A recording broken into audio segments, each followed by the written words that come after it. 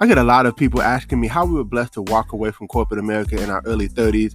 Well, listen, I don't want to keep that a secret. I want to share it with the world. And so maybe you're listening to this podcast and you're trying to figure out, how do I even get started on my journey of entrepreneurship and getting to a level of freedom? Well, text the word freedom to 737-777 9909.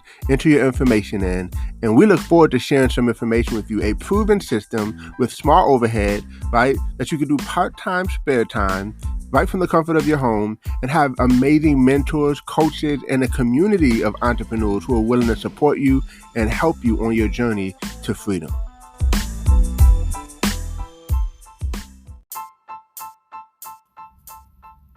Welcome to Code Freedom. I'm your host, Eddie Bales.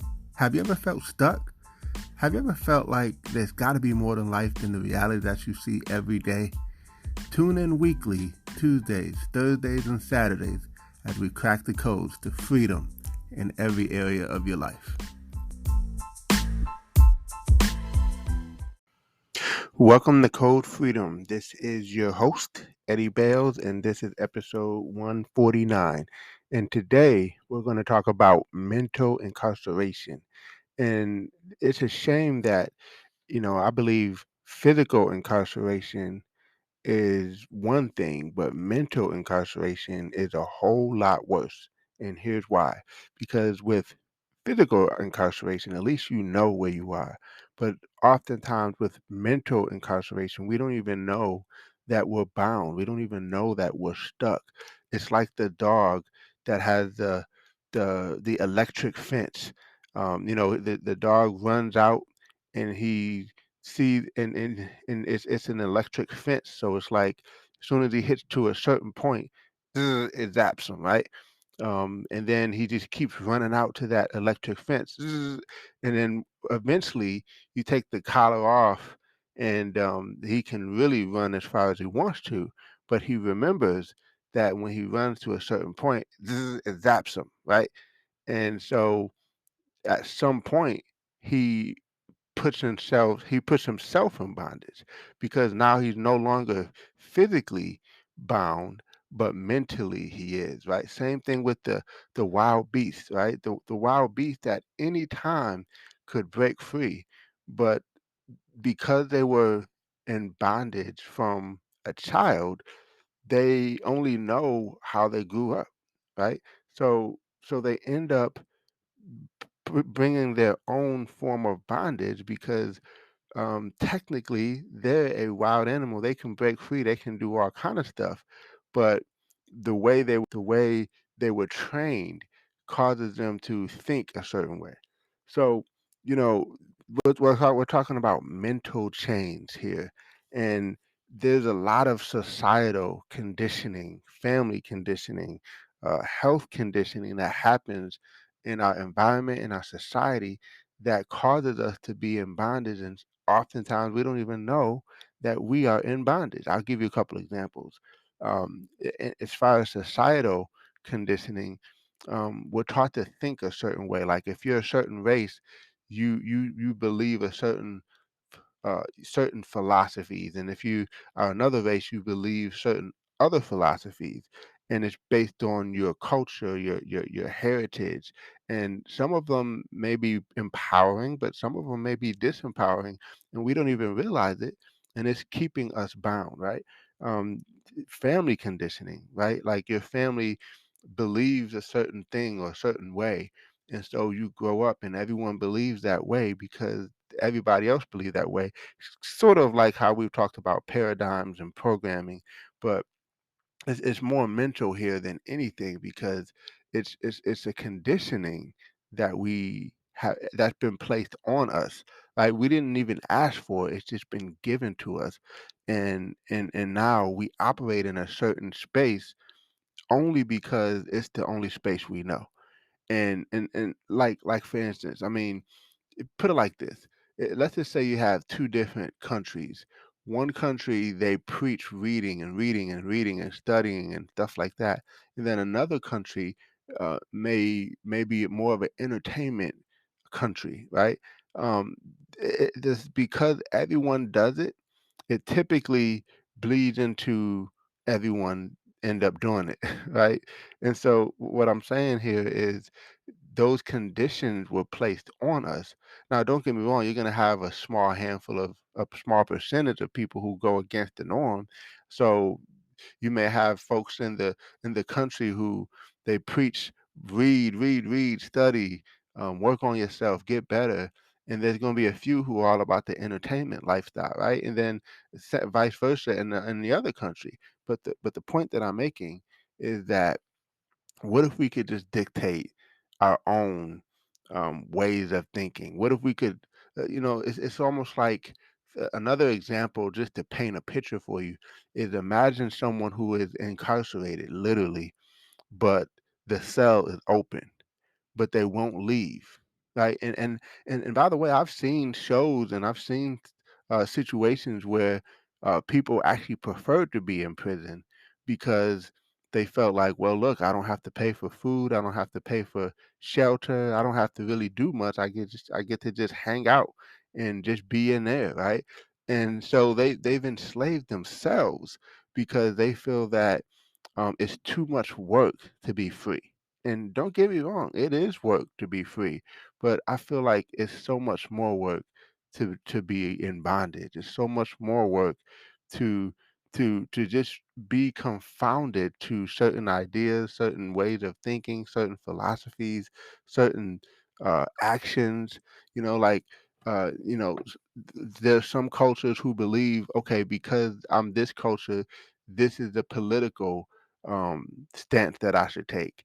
And because the whole culture thinks that way, that way is right, you know. And by the way, obviously I'm not here to be political, but I'm just using that as a point. We do it in so many different areas, right? Even in our eating, right? Like our society pushes sugar and sugar and sugar and processed foods.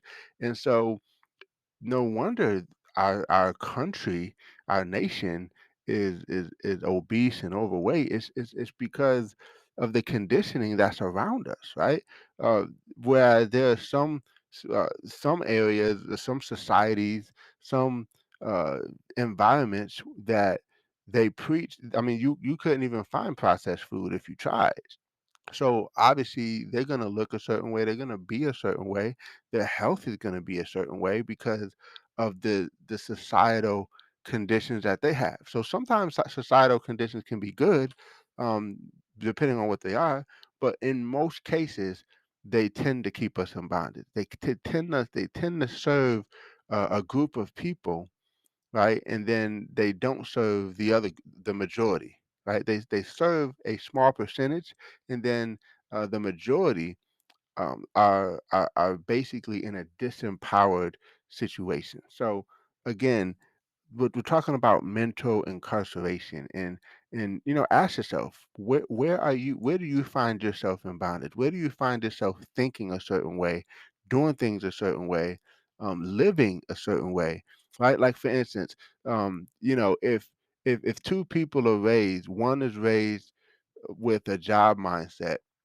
and the other one is raised to not have a job at all, and all they saw was their parents be entrepreneurs, and then all the other saw their parents do is work a job. They're gonna grow up having two different ways of thinking, two different mindsets, two different. Now, I'm not saying that one is right or wrong, but I can tell you the one that that's into entrepreneurship. I promise you, they have a level of freedom, right? Because you can't really be free at a W-2 at a job.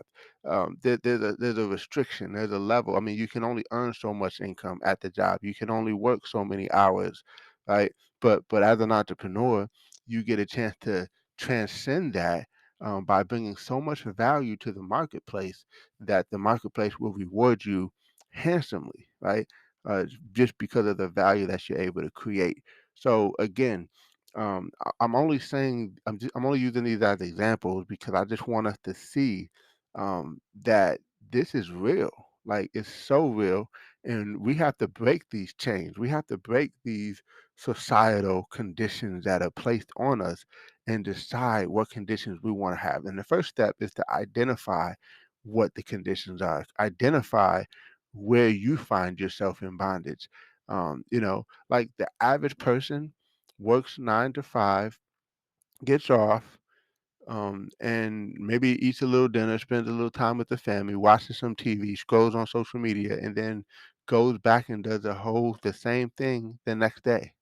And there's not a whole lot of deviance um, from that. I mean, it just tends to repeat itself. And maybe go on a vacation every now and then, maybe do some fun things, of course. But for the most part, it's just a repetitive cycle. And then it gets passed on to the next generation. Then the next generation say, "Hey, wait, you have to go to college." Like that's a societal norm right there. Like going to college. I'm not saying that you shouldn't go to college, but I'm also not saying that you should, right? I mean, you got to do what's right for you, but we're usually taught you should go to school, get good grades, then go get a job. I'm sorry, then go to college, and then get this nice corporate job. That's typically what society is teaching us to do. But there's a small percentage of people who are like, no, no, no, no, no, no. We are going to own um, businesses and we are going to create jobs for other people, right? So again, two different ways of thinking which will yield two completely different results. And that's my aim here today is for you to achieve a different result based on changing your philosophy, changing your thought processes, changing your mindset, changing um the narrative, if you will. And so listen, I hope you got some value from this episode. This is episode 149, and hope you all are having a wonderful 2022 so far. And listen, make sure you screenshot this episode, tag us on it on Instagram or Facebook or wherever you find us. Share it with a friend, and we can't wait to see you on the next episode. Take care, take charge.